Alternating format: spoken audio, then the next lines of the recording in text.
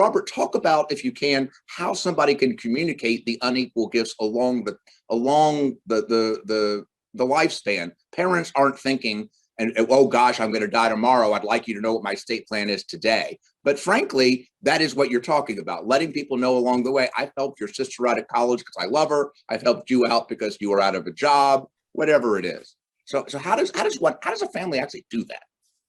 Well, you're right. It's very difficult.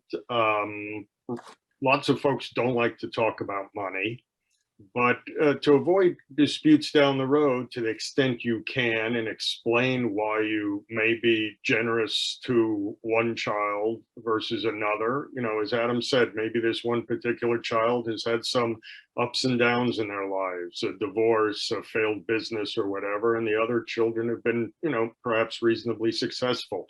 If you explain that in advance, hopefully people will understand and it will not create any resentment.